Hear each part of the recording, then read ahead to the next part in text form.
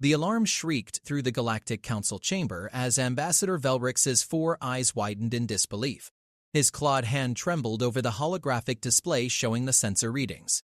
1,000 human warships had just dropped out of faster-than-light travel at the edge of Council space. For 73 years, humanity had ignored every summons, every invitation, every desperate plea to attend the Galactic Council meetings. Now they had arrived uninvited, and they had brought an armada. Commander Jake Morrison stood on the bridge of the Terran flagship Defiant, watching the massive Council station grow larger on the view screen. His jaw was set, his gray eyes cold and calculating. Beside him, Captain Lisa Grant checked the tactical display for the 100th time. The fleet was positioned perfectly, each ship exactly where it needed to be. "Sir, we're being hailed by the Council," the communications officer reported, her voice steady despite the tension crackling through the bridge. "Ignore it," Jake said flatly. "Maintain formation." All ships hold position at 10,000 kilometers from the station. The Council had spent 7 decades treating humanity like children, like primitives who needed guidance and supervision. They had demanded Earth open its borders, share its technology, submit to their laws. They had threatened sanctions, blockades, and worse. Humanity's response had been simple: silence. No replies, no negotiations, no attendance at their pompous gatherings. Earth had gone dark, pulling back behind its borders, and the galaxy had assumed humanity was cowering in fear. They had assumed wrong. "Multiple weapons locks detected," the tactical officer called out. 17 Council defense platforms are targeting our formation, 42 patrol ships moving to intercept positions. Lisa's hand hovered near the weapons console. "Orders, sir?" Jake's expression didn't change. "Weapons cold, shields at maximum. They want to see what we'll do.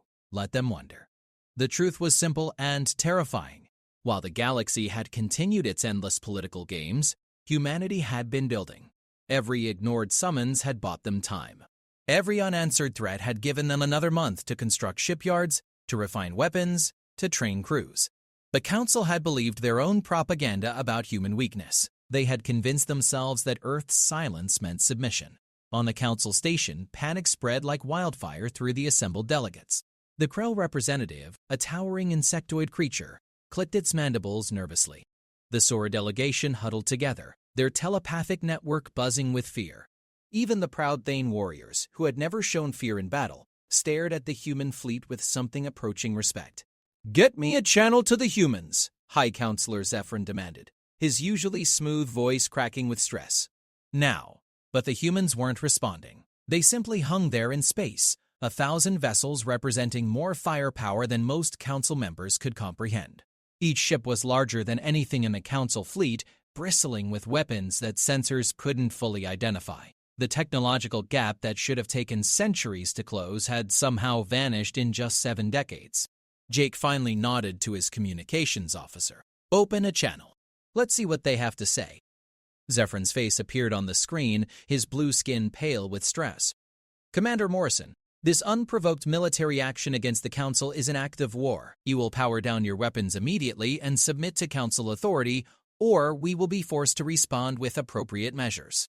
Jake let the silence stretch for a long moment before responding. His voice was calm, almost pleasant, which somehow made it more menacing. "High Counselor, we received your 73rd summons last week. We decided it was finally time to attend a Council meeting. Are we not welcome?"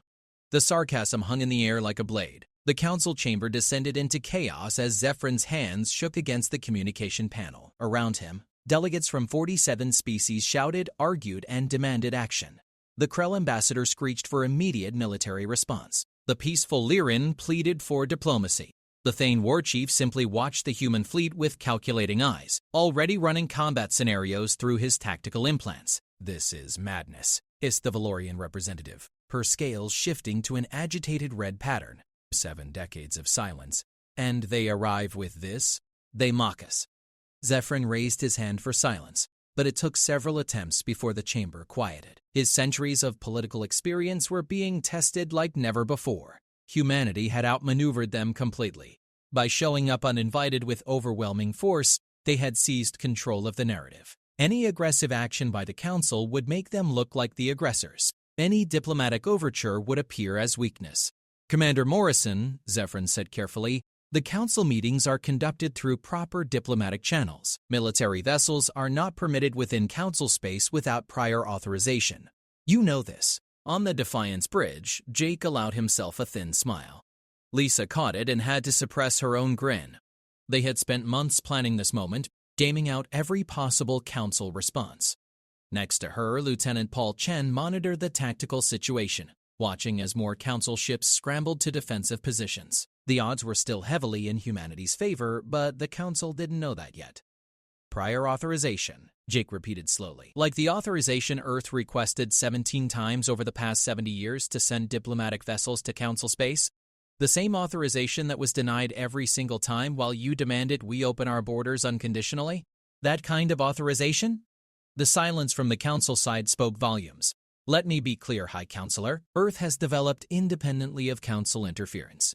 We've built our own civilization, our own technology, our own military capability. We don't need your guidance, your protection, or your laws. We're here today because you've continued to treat us as subjects rather than equals. That ends now. Velrix, the Galactic Council's military coordinator, leaned toward Zephyrin and whispered urgently. Our tactical analysis is complete. Their fleet composition suggests they could defeat our combined defense forces. The power signatures from their vessels indicate weapons technology we can't classify. Counselor, we cannot win this fight. Zephyrn's face hardened. Pride warred with pragmatism behind his eyes. The Council had maintained galactic order for 3,000 years. No species had ever challenged them so directly. But no species had ever arrived with such overwhelming force either. Back on Earth, in the subterranean command center beneath Geneva, Admiral Helen Price watched the confrontation unfold on a dozen screens simultaneously. Beside her, President Marcus Webb sat with his hands clasped, his expression unreadable. Every member of the Joint Chiefs was present, along with representatives from the United Earth Defense Force. The tension in the room was palpable. Admiral, what's our assessment if the Council engages? Webb asked quietly. Helen didn't hesitate. Total victory within 4 hours, Mr. President. Their weapons can't penetrate our shielding, and our railguns will tear through their hulls like paper. But casualties would be significant on both sides. Morrison knows this. He won't fire unless they do. And if they back down, then we've just rewritten galactic politics forever. On the Council station, Zephyrin made his decision. Commander Morrison, the Council is willing to discuss Earth's grievances through proper diplomatic channels. However, this military demonstration is unacceptable. We demand you withdraw your fleet immediately, and we will schedule a formal audience within 30 days. Jake's laugh was cold and humorless. No. The single word dropped like a stone into still water. No. Zephyrn's voice rose in pitch. You dare refuse a direct order from the Galactic Council? I refuse an order from an organization that has no authority over Earth or humanity. You seem to be confused about our relationship, High Counselor. Let me clarify it for you. Earth is not a council member.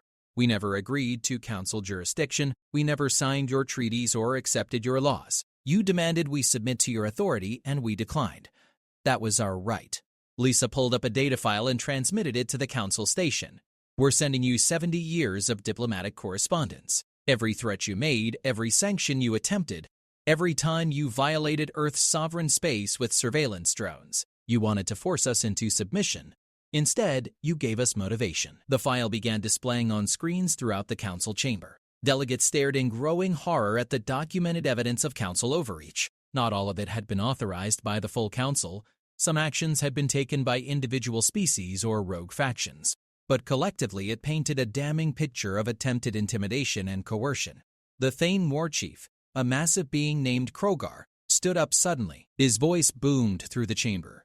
The humans are right. We treated them as prey when we should have recognized them as predators. This is the Council's failure, not theirs. Several delegates gasped at the betrayal, but Krogar continued. The Thon respects strength and honor. These humans have both. They built this fleet in secret while we assumed they were weak. They endured our provocations without retaliation. Now they come not with destruction, but with a demand for respect. I say we give it to them. Jake hadn't expected an ally, but he wasn't about to refuse one. The Thane honor us with their words. Earth doesn't seek conflict with the Council. We seek recognition as a sovereign, independent civilization. Nothing more, nothing less. And the 1,000 warships? Another delegate called out. How are we to interpret this show of force? Paul Chen spoke up from his station, his young voice carrying clearly over the channel. Insurance, for 7 decades you've threatened us. You've claimed the right to invade our space, to impose your will on our people. These ships ensure that if you try, you'll fail. We're not interested in conquest. We're interested in being left alone.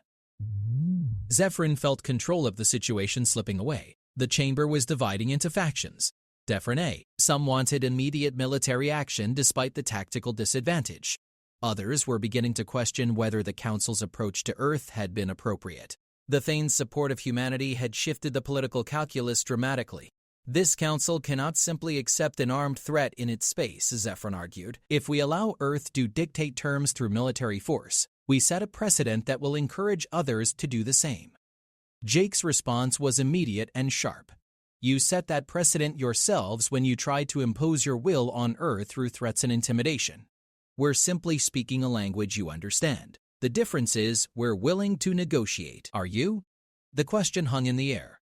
And for the first time in 3,000 years, the Galactic Council faced a species that could challenge them as equals. The standoff continued for 6 hours. During that time, both sides maneuvered carefully through layers of diplomatic complexity that would have seemed impossible just hours earlier. Jake rotated his bridge crew in shifts, ensuring fresh minds stayed on the tactical situation. The 1,000 warships of Earth's fleet maintained perfect formation, weapons cold but shields radiating enough power to remind everyone they were prepared for any outcome. In the council chamber, Zephyrin had called a recess to consult with key delegates. The Thane war chief Krogar had become an unexpected mediator, his warrior culture's respect for strength giving him credibility with both sides. The Lurin, despite their pacifist nature, had also emerged as voices of reason, arguing that the Council's approach to Earth had indeed been heavy-handed and counterproductive. We cannot appear weak, insisted the Krell ambassador, its mandibles clicking aggressively. If we negotiate under these conditions, every species in the galaxy will see it as capitulation. The Valorian representative countered, her scales now shifting to a thoughtful blue. And if we fight and lose, what then? Our intelligence reports suggest that humans have been conservative in their force display. These 1,000 ships may only be their expeditionary fleet. She was right, though she didn't know how right. Hidden in Earth's solar system, another 3,000 vessels sat ready for deployment. The 1,000 ships at the Council Station were the tip of the spear, not the whole weapon. Admiral Price had insisted on overwhelming reserve forces, and President Webb had agreed. If this went badly, Earth would ensure the Council understood the full scope of their miscalculation. But on the Defiant, Jake received a priority transmission from Earth. He stepped into his ready room, leaving Lisa in command of the bridge. President Webb's face appeared on his private screen. Commander, you've done well. Better than we hoped, the political situation is fracturing in our favor. Thank you, Mr. President. But we're not done yet. Zephyrin is looking for a way to save face while accepting our terms. If we can give him that, we might end this without bloodshed. Webb nodded thoughtfully. What do you propose? Let the Council save face by framing this as Earth finally joining the galactic community, but on our terms. We attend Council meetings as observers, not members. We maintain complete sovereignty. We open limited trade relations with species who recognize our independence. In exchange, we withdraw the fleet and agree not to expand our military presence beyond our borders without notification. That gives them almost nothing. It gives them everything that matters, sir. They get to tell the galaxy that Earth is finally engaged. They avoid a war they'd lose. And they establish a framework for peaceful coexistence. The species who matter, the ones who might have challenged them next, will see that the Council can be flexible when faced with strength. That's actually stabilizing in the long run. Webb considered this for a long moment. All right, Commander. You have authorization to negotiate along those lines. But Morrison, be clear with them. This is a one-time offer. If they refuse, if they attack, we respond with everything we have. No half measures. Understood, Mr. President. When the Council reconvened, Zephyrin looked like he had aged a decade in 6 hours. The strain of holding together a fractious coalition while facing an existential challenge to Council authority had taken its toll. But there was also something different in his eyes, a grudging respect perhaps, or simply the pragmatism of a survivor. Commander Morrison, the Council has deliberated. We are prepared to discuss a framework for Earth's relationship with the galactic community. However, we require certain assurances. Jake leaned forward slightly. I'm listening. First, Earth must acknowledge the Council's role in maintaining galactic peace and stability. Second, you must withdraw this fleet and agree to proper diplomatic protocols for future interactions. Third, Earth must open channels for cultural and economic exchange with Council species. And in exchange? Zephyrin took a deep breath. The Council will recognize Earth's sovereignty and independence. We will not attempt to impose Council law in human space without Earth's consent. We will establish formal diplomatic relations on equal terms. And we will investigate and address the unauthorized actions taken against Earth over the past 70 years. It was more than Jake had expected. Zephyrin was offering real concessions, not just empty words. The acknowledgement of unauthorized actions was particularly significant. It meant the Council was willing to admit fault, at least partially, but Jake couldn't accept immediately. That would make Earth look desperate. The Council's offer is a start, but it's incomplete. Earth will acknowledge the Council's role in galactic affairs, but we won't endorse actions we disagree with. We'll attend Council sessions as observers with speaking rights, not as subordinate members. We'll withdraw our fleet, but we reserve the right to deploy military assets to protect our interests throughout the galaxy, with advance notification to affected parties. We'll open trade and cultural exchange, but Earth maintains the right to restrict access to our technology and territory as we see fit. Several Council delegates started to object, but Krogar's booming laugh cut through the noise. The humans negotiate like Thane warriors. They give ground where it costs them nothing and hold firm where it matters. I respect this. The Thane accept these terms. The Lyran representative stood, her soft voice somehow carrying through the chamber. The Lyran also accept. This is a fair compromise that respects both Earth's sovereignty and the Council's role in galactic governance. One by one, other delegates began to signal acceptance. Not all of them, certainly. The Krell remained hostile, and several minor species aligned with them protested loudly. But the momentum had shifted. The major powers of the Council were ready to accept Earth's terms. Zephyrin looked around the chamber, reading the political currents with practiced skill. He could fight this, could try to rally opposition, but it would split the Council and potentially trigger the war everyone feared. Or he could accept what was actually a reasonable compromise and spin it as a victory for diplomatic engagement. He made his choice. Very well, Commander Morrison. The Galactic Council accepts Earth's terms. We will draft a formal agreement for review and signature. In the meantime, we propose a gesture of good faith. The Council will immediately cease all surveillance activities in Earth's solar system, and we invite Earth to send a permanent diplomatic mission to establish formal relations. Jake allowed himself a small smile. The fleet will begin withdrawal procedures within the hour. Earth will send our diplomatic team within 30 days. And High Counselor, I appreciate your wisdom in choosing negotiation over conflict. Both our peoples are better for it. As the channel closed, the bridge crew erupted in quiet celebration. They had done it. They had faced down the entire Galactic Council and won recognition for Earth's independence without firing a single shot. Lisa was grinning openly now, and even Paul looked relieved despite his professional composure. But Jake remained focused. Navigation, plot a course back to Earth space. All ships prepare for synchronized jump in 1 hour. And somebody get me Admiral Price. She'll want to know we're coming home. The next hour was a flurry of activity as the 1,000 warships of Earth's fleet prepared for departure. Each vessel checked its faster-than-light drives, confirmed its nav data, and reported ready status. The Council watched nervously, still half expecting a last-minute attack. But the humans had meant what they said. At exactly 1 hour after the agreement, Jake gave the order. All ships execute jump on my mark. Research. 3, 2, 1 mark. 1,000 warships vanish simultaneously, their faster-than-light drives leaving only fading energy signatures. The Council station suddenly seemed very quiet and very empty. Throughout the galaxy, word spread rapidly about what had happened. Humanity had arrived, made its demands, and departed. All in less than a day. The balance of galactic power had shifted, and nothing would ever be quite the same. The celebrations on Earth were subdued but genuine. President Webb addressed the planet from the same Geneva Command Center where he had watched the confrontation unfold. His message was carefully calibrated, acknowledging the success while warning against overconfidence. Today, humanity took its place among the stars not as supplicants but as equals. We proved that strength combined with restraint, that power tempered by wisdom, can achieve what submission never could. But this is not a victory. It's a beginning.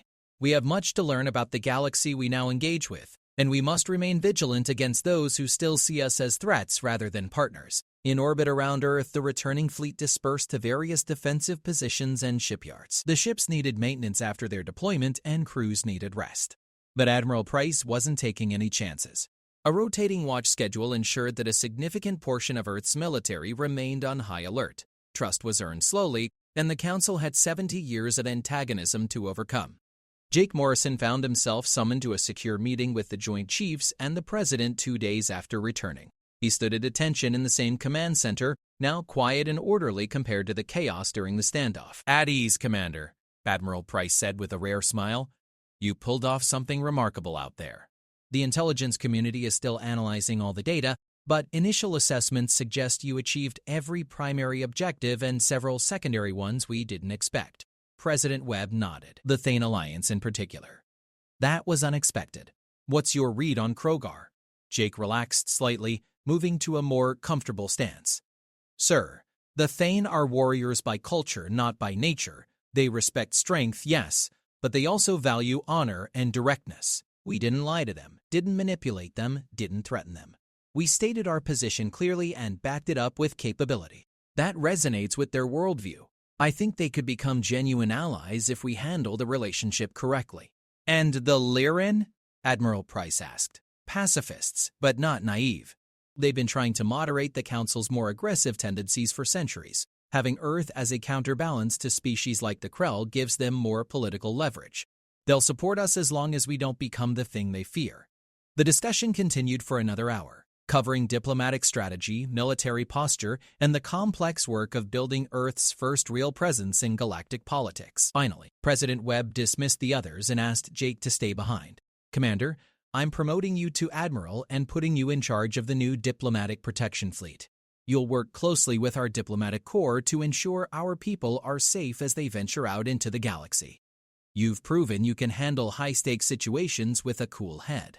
I need that going forward." Jake was surprised but honored. "Thank you, Mr. President. I won't let you down." "I know you won't. Now go get some rest. You've earned it." Meanwhile, in the council chamber, Zephyrin was dealing with the political fallout from the agreement. The Krell ambassador was particularly vocal in its opposition, claiming the council had surrendered to human intimidation. But Krogar and the Lyran representative had rallied enough support to maintain the agreement. "Barely. You've set a dangerous precedent," the Krell ambassador hissed. "Every species with military ambition will now challenge the council's authority." Zephyrin met the challenge calmly. "No, we've established that the Council respects strength and sovereignty when properly demonstrated. Species that can build 1,000-ship fleets without being detected deserve a seat at the table. The humans didn't attack us.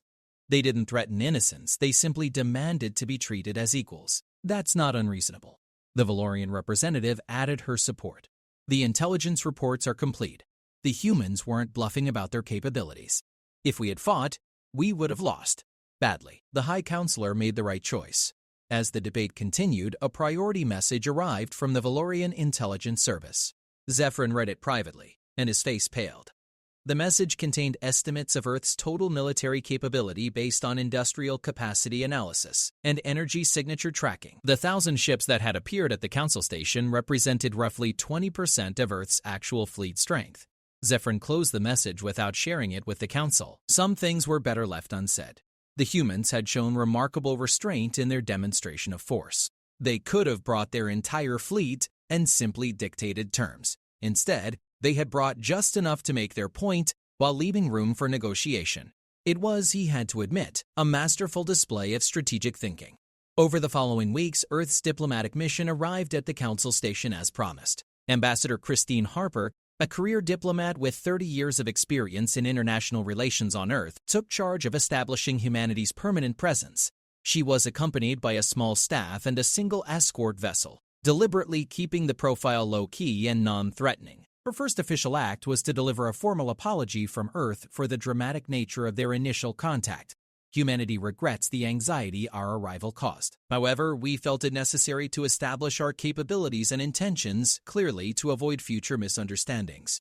We look forward to building productive relationships with all Council species. It was a diplomatic fiction, but a necessary one. Everyone knew Earth had calculated every aspect of their arrival for maximum impact, but acknowledging that openly would undermine the careful face-saving that had made the agreement possible. Christine's second act was more substantial. She presented a proposal for a joint scientific expedition to explore a previously unmapped region of space. Earth would provide 3 research vessels and significant funding. The Council would contribute personnel and expertise from multiple species. The goal was to build trust through cooperation while demonstrating that Earth's interests extended beyond military posturing. The proposal was received positively, particularly by the Lyran and several scientific-minded species who had remained neutral during the confrontation. Even the Krell ambassador grudgingly admitted it was a reasonable gesture. Back on Earth, life gradually returned to normal, or what passed for normal, in the new galactic age. The fleet expansion program continued, but at a slightly reduced pace. Resources were redirected to building the infrastructure needed for increased galactic trade and cultural exchange. Universities established xenology departments. Businesses began exploring opportunities for commerce with alien species. Humanity was opening up to the galaxy, but on its own terms. Lieutenant Paul Chen, who had distinguished himself during the standoff, found himself assigned to Christine Harper's diplomatic team. His technical expertise and cool demeanor made him valuable for the complex negotiations involved in establishing trade protocols and technology exchange agreements. "It's different than I expected," he confided to Lisa Grant during a secure comm call.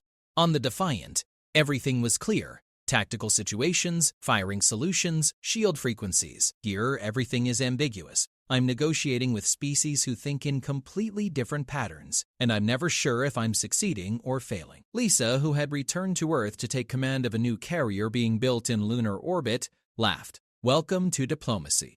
At least nobody's shooting at you." "Yet," Paul replied dryly. "The Krell representative still looks at me like I'm dinner." "You probably are, in their culture. Just don't be tasty." 6 months after Earth's dramatic appearance at the Council Station, the joint scientific expedition launched. 3 human research vessels joined ships from 7 Council species, forming a diverse fleet headed toward a region known as the Veil Nebula. The area was thought to contain unusual stellar phenomena and possibly signs of ancient civilizations. Dr. Amanda Porter led the human science team. She was a xenoarchaeologist who had spent her career studying alien ruins on various planets.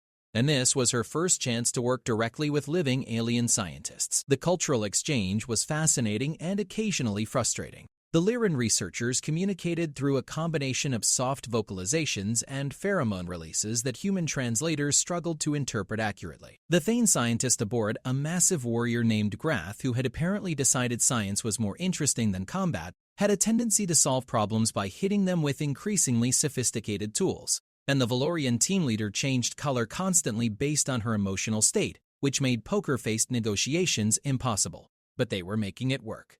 Dr. Porter.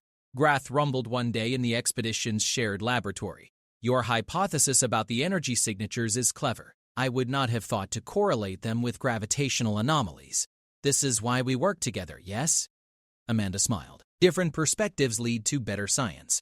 Your people's understanding of high-energy physics is helping us interpret data we would have dismissed as sensor errors." The expedition was more than just science. It was a test case for whether humans and Council species could truly cooperate rather than simply coexist. Every interaction, every shared discovery, every resolved disagreement was building a foundation for future relations. 3 weeks into the expedition, the fleet detected something unexpected. A massive structure, clearly artificial, orbiting a neutron star deep in the nebula. The design was unlike anything in Council records or human databases. It appeared to be ancient, possibly predating the Council itself. "We need to investigate," Amanda argued in the command conference. "This could be the archaeological find of the century." The Valorian expedition leader, whose scales were fluctuating between excited yellow and cautious purple, agreed. "The Council has protocols for discovering artifacts from unknown civilizations. We must document everything carefully before any physical contact." But approaching the structure proved difficult. The neutron star's intense radiation and gravitation effects made close approach dangerous. The human ships, with their more robust shielding, could get closer than the Council vessels, but even they were struggling. Paul Chen, who had been temporarily reassigned to provide technical support for the expedition, worked with Grath to develop a solution. "What if we use a relay system? The human ships get close and deploy sensor drones. The drones feed data to the Council ships at safer distances. We combine our data processing capabilities to build a complete picture. It worked. Over the next week, they deployed dozens of drones and gradually pieced together a picture of the structure. It was enormous, at least 50 kilometers across, and appeared to be some kind of research station or observatory. The technology was beyond anything the expedition team could fully understand, but certain elements were recognizable. "This is incredible!" the Lyran xenobiologist whispered, her translator barely picking up the soft vocalization. The energy patterns suggest this facility was studying the neutron star itself, possibly trying to harness its radiation for purposes we cannot yet determine. Amanda was more focused on the implications. The construction techniques show influences from multiple design philosophies. This wasn't built by a single species. It was a collaborative effort like what we're doing now, but on a scale we can barely imagine. The discovery of the ancient facility became a galactic sensation. News spread rapidly through Council space and back to Earth. Here was evidence that advanced civilizations had cooperated millennia ago, creating wonders that still existed today. The political impact was subtle but significant. If ancient peoples could work together across species lines, perhaps the current generation could as well.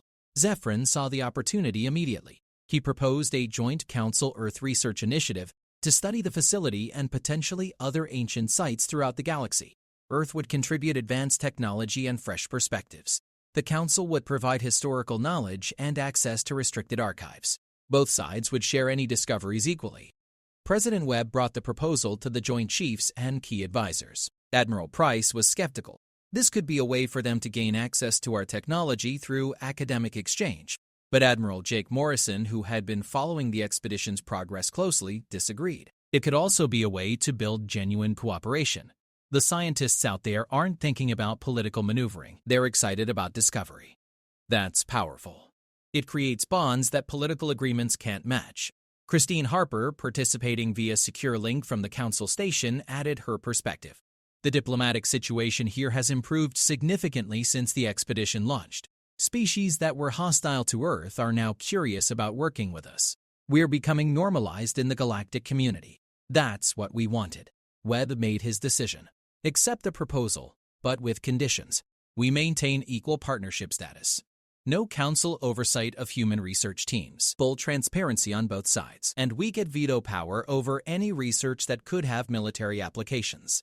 The agreement was signed 3 weeks later, establishing the Galactic Heritage Research Initiative. It was a bureaucratic name for something that represented a fundamental shift in human-alien relations. Earth was no longer the outsider demanding recognition. We were becoming partners in exploring and understanding the galaxy's mysteries. But not everyone was happy with the new status quo. Deep in Krell space, Ambassador Zithrak convened a secret meeting of species who felt the Council had become too weak, too willing to accommodate the human upstarts. Representatives from 17 species attended, each one nursing grievances against either Earth or the Council's acceptance of human terms. The Council has betrayed its purpose, Zithrak clicked, its mandibles sharp with anger. For 3,000 years, we maintained order. Now, because one species builds a fleet and makes threats, we capitulate. This cannot stand. A Krell military commander, Zarn, added its assessment. The humans are vulnerable. Their fleet is powerful but scattered. Their diplomatic presence is minimal. If we were to launch a coordinated strike against their key assets, we could cripple them before they could respond. Then we present the Council with an accomplished fact. Either they support us, or they reveal themselves as irrelevant. The Valorian intelligence operative in the room, whose presence was a betrayal of her species' official position, provided crucial information. Earth's main shipyards are in their solar system, concentrated around their moon and several asteroid facilities. A surprise attack targeting these locations would destroy their industrial capacity. The fleet units would remain dangerous, but without replacement parts and new construction, they would gradually become ineffective. Plans were made, resources were committed. A coalition of the unwilling and the resentful began preparing for war, convinced that the Council's acceptance of Earth was a mistake that needed to be corrected through force. But secrets are hard to keep in a galaxy with thousands of species and billions of individuals. Someone talked. A Krell scientist who disagreed with the military's aggression leaked information to a Lyran friend. A junior Valorian officer, horrified by her superior's betrayal, sent an anonymous message to Council intelligence. A merchant ship captain overheard something suspicious and reported it to authorities. Within 2 months, both the Council and Earth knew about the conspiracy. The information arrived at Christine Harper's office on the Council station in the middle of the night, Galactic Standard Time. She was reviewing trade agreements when her secure terminal chimed with a Priority Alpha message. Priority Alpha meant imminent threat to Earth's security. She opened it immediately.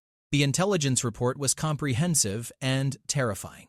At least 17 species, led by the Krell, were planning a coordinated military strike against Earth's solar system.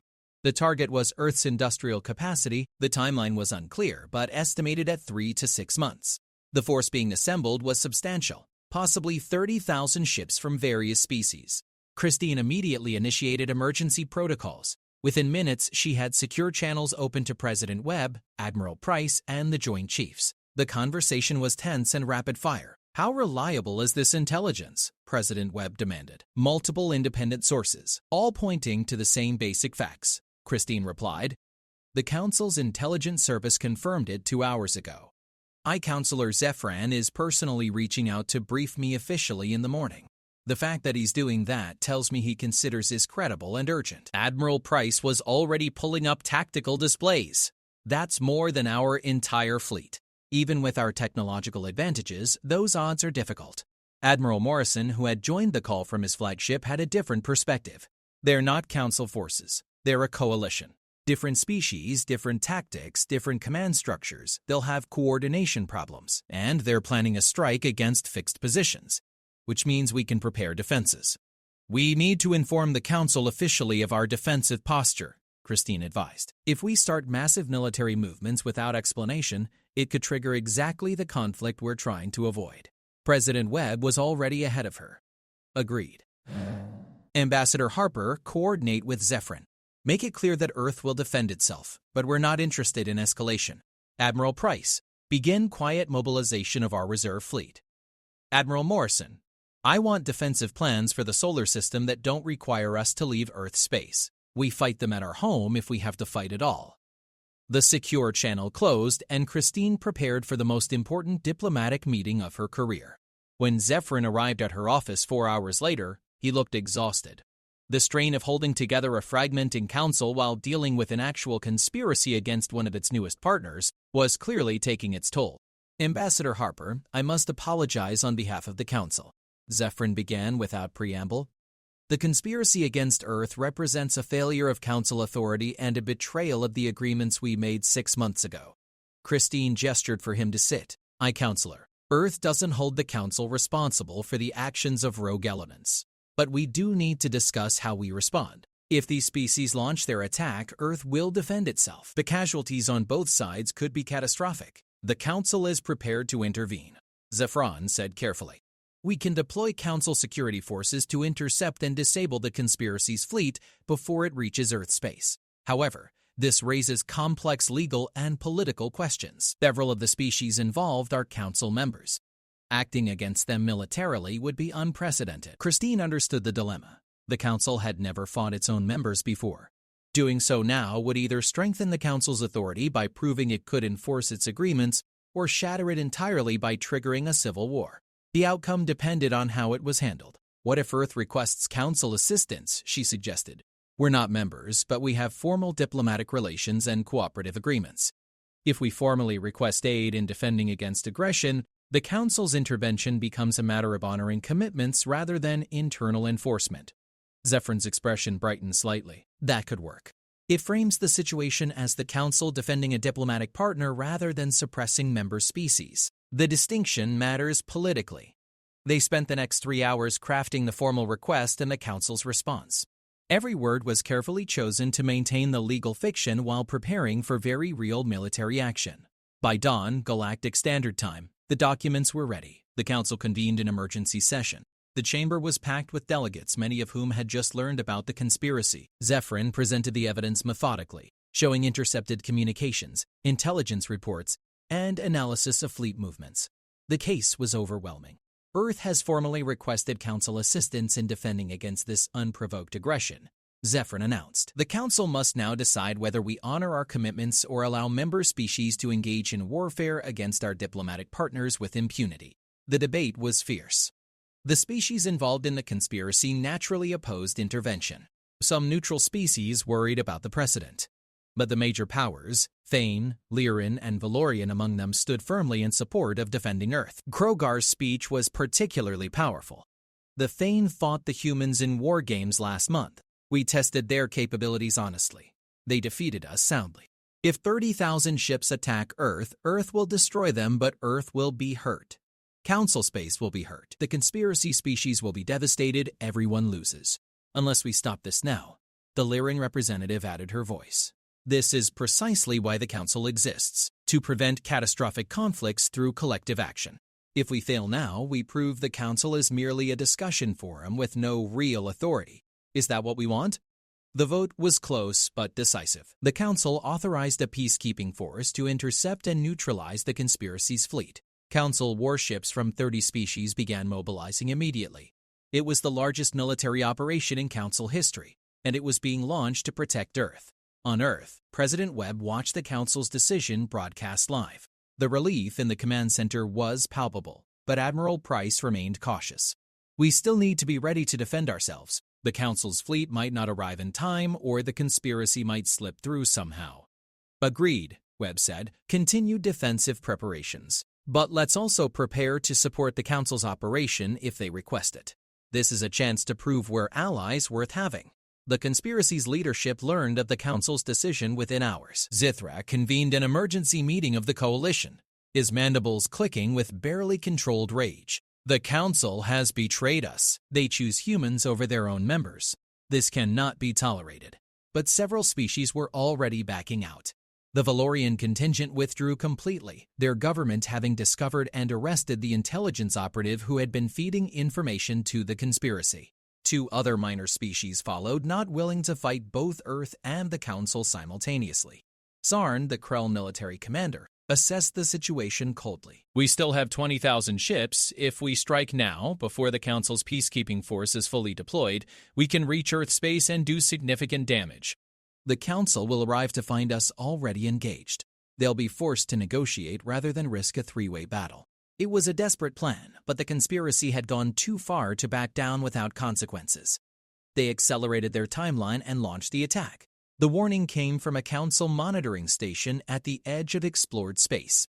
20,000 warships had jumped to faster-than-light speed, headed toward Earth's solar system. Estimated arrival time was 18 hours. The Council's peacekeeping force was at least 30 hours behind them. Admiral Morrison received the alert and immediately activated Earth's full defensive plan. Every available warship converged on the solar system.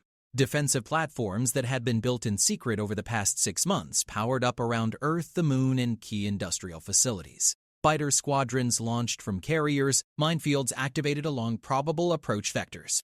The human defense force numbered 4,000 ships, plus extensive fixed defenses. Against 20,000 attackers, it should have been hopeless. But Morrison had spent months planning for exactly this scenario. He wasn't going to win by matching numbers. He was going to win by being smarter. All units, defensive formation Theta, he ordered. Draw them into the system. Let them think they're winning. Then we spring the trap. Lisa Grant, commanding a carrier group near Jupiter, acknowledged the order along with dozens of other captains. They all knew the plan. They all knew the risks. But they also knew that humanity's independence depended on winning this battle decisively. The Krell fleet arrived in Earth's solar system with characteristic aggression. They dropped out of faster-than-light travel at the system's edge and immediately began their attack run. Their sensors detected the human defensive positions, and Zarn allowed himself a moment of satisfaction. The humans had concentrated their forces, making them easier to engage and destroy. All ships attack formation, Zarn commanded. Target their industrial facilities first. Cripple their capacity to build more ships. The human fleet appeared to retreat as the Krell advanced, falling back toward the inner system. Zarn interpreted this as fear and pressed the attack harder. His fleet accelerated, charging through the asteroid belt without proper reconnaissance. That's when Morrison triggered the first phase of his trap. Asteroids that appeared natural suddenly activated, revealing themselves as camouflaged weapons platforms. Thousands of missiles launched simultaneously, catching the Krell fleet in a devastating crossfire. Ships that had been bunched together for maximum offensive power found themselves unable to maneuver without colliding. The Krell lost 800 ships in the first 30 seconds. Zarn realized his mistake but couldn't reverse course quickly enough. The human fleet, which had appeared to be retreating, suddenly split into multiple groups and attacked from different angles. Their ships were faster and more maneuverable than the Krell had expected. Their weapons hit harder. Their shields absorbed damage that should have been fatal. Reform the fleet, Zarn ordered desperately. Establish defensive perimeter and regroup. But Morrison wasn't giving him time to regroup. Human ships darted in and out of the Krell formation, targeting command vessels and communication nodes. Within 20 minutes, the Krell fleet had lost cohesion. Individual species groups began fighting independently, each with their own tactics and priorities. Paul Chen, commanding a destroyer squadron, exploited the confusion ruthlessly. His ships targeted the seams between different species groups, attacking where coordination was weakest. It was brutal, efficient combat, and it was working. 3 hours into the battle, the Krell had lost 5,000 ships. The human fleet had lost 200. The mathematics of the engagement had shifted dramatically. What should have been a massacre of Earth's defenders had become a rout of the attackers. Zithrak, watching the battle from a command ship at the rear of the formation, finally accepted reality. Signal retreat, all ships withdraw immediately. But Morrison had anticipated even this. Human ships positioned at the system's edge cut off the retreat vectors. The Krell fleet was trapped, caught between aggressive human forces and the system's perimeter defenses. Jarn, we must surrender. Zithrak clicked desperately. We've lost. Continuing will only result in total annihilation. The Krell military commander's pride warred with his survival instinct. Finally, survival won. All ships cease fire. Broadcast surrender on all frequencies. Morrison accepted the surrender but kept his forces on high alert. All Krell ships will power down weapons and shields. You will remain in position until the Council peacekeeping force arrives. Any ship that attempts to flee will be destroyed. Any ship that powers up weapons will be destroyed. Acknowledge these terms. Zarn acknowledged, his voice hollow with defeat. 12 hours later, the Council peacekeeping force arrived to find the battle already over. Zephyrin, who had accompanied the force personally, stared at the tactical display in disbelief. The conspiracy's fleet had been devastated. 15,000 ships sat powered down under human guard. Another 4,000 were debris. And the human fleet, barely scratched, maintained perfect formation around them. Ambassador Harper was right, Rogar rumbled from his command ship. The humans didn't need our help. But they accepted it anyway because they understood the political importance. These humans are wise beyond their years in galactic terms. Christine, who had also accompanied the peacekeeping force, contacted Morrison. Admiral, on behalf of Earth's diplomatic corps, thank you for not making my job impossible by destroying the entire fleet. Morrison's tired smile appeared on her screen. We discussed it, Ambassador, but we figured leaving some of them alive would make the post-battle diplomacy easier. You're welcome. The aftermath of the battle reshaped galactic politics fundamentally. The conspiracy species faced severe consequences, including mandatory disarmament, council oversight of their governments, and reparations to Earth for the attempted attack. The Krell, as the conspiracy's leaders, suffered the most. Their military was reduced to system defense forces only, and they lost their council voting rights for 20 years. But Earth gained far more than just military victory. The battle demonstrated beyond any doubt that humanity could defend itself against overwhelming odds. More importantly, it showed that Earth was willing to work with the Council rather than simply dominating through force. The decision to accept the Council peacekeeping force, even when Earth didn't need it, had been politically brilliant. In the months following the battle, species that had been neutral or slightly hostile toward Earth began seeking closer relations. Trade agreements multiplied. Cultural exchanges increased. Human technology, especially defensive systems, became highly sought after. Earth was no longer just accepted in the galactic community. We were becoming leaders. President Webb, in his address to Earth's population 6 months after the battle, captured the transformation. We came to the stars demanding respect. We earned it through strength. But we're building something greater than respect. We're building relationships, partnerships, and a shared future. The galaxy is vast and full of wonders. Together with our new allies, we'll explore it not as conquerors, but as collaborators. Admiral Morrison retired from active service and became Earth's ambassador to the Thane Confederacy. His friendship with Krogar had deepened during the battle's aftermath, and both men saw the value in formalizing the relationship between their peoples. The Thane, impressed by human combat effectiveness and political acumen, became Earth's strongest supporters in the Council. Christine Harper was promoted to Earth's chief diplomatic representative to the Council, effectively becoming humanity's voice in galactic affairs. Paul Chen, whose performance during the battle had been exceptional, took command of Earth's new Embassy Guard fleet. Lisa Grant became the youngest admiral in Earth's history, commanding the Home Defense Forces. The Joint Research Initiative exploring ancient ruins discovered 3 more massive structures similar to the first. Each one revealed new insights into the galaxy's deep history and suggested that cooperation between species was not just possible, but had been the foundation of past civilizations that achieved wonders. Dr. Amanda Porter, leading the xenoarchaeological team, made a discovery that resonated across the galaxy. In the ruins of one ancient facility, they found what appeared to be a historical record. The translation was difficult and incomplete, but the message was clear. The ancient civilization had fallen not through war or disaster, but through gradual isolation. Individual species had retreated into their own territories, stopped communicating. The great works they had built together had been abandoned and forgotten.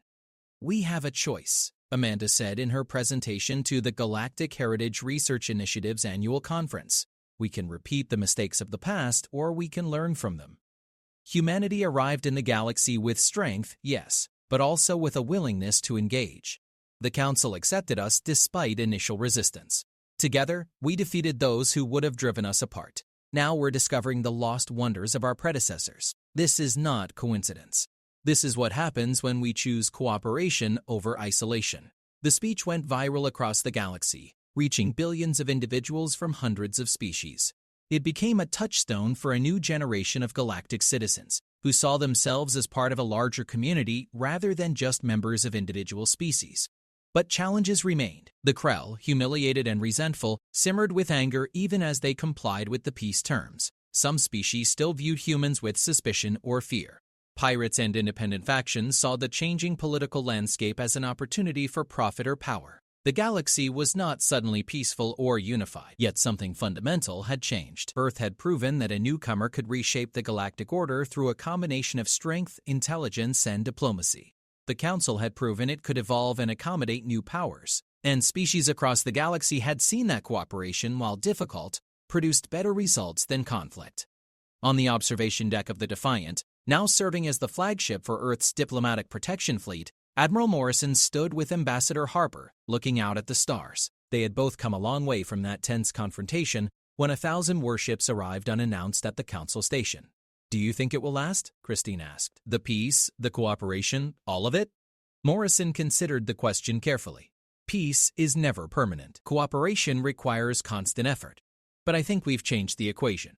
We've shown that strength doesn't have to mean domination, and that compromise doesn't mean weakness. That's worth fighting for.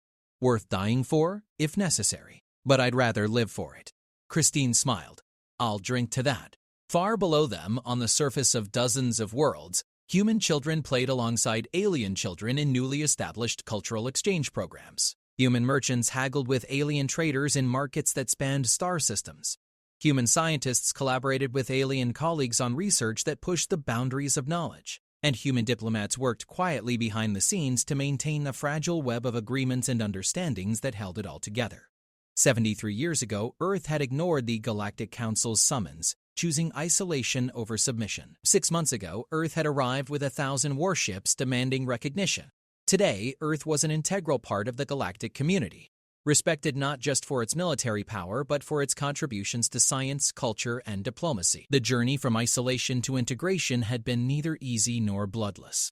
But humanity had proven something that many species had forgotten: that newcomers could change the galaxy for the better, that strength and wisdom combined could achieve what force alone never could, and that the future belonged not to those who isolated themselves or dominated others, but to those who built bridges and found common ground. In the end, Earth hadn't conquered the galaxy. We had joined it on our terms, and in doing so, we had made it better for everyone. That was the true meaning of humanity's arrival among the stars. Not as conquerors or supplicants, but as equals, partners, and friends. The galaxy was vast and full of challenges. But for the first time in 3,000 years, it was also full of hope.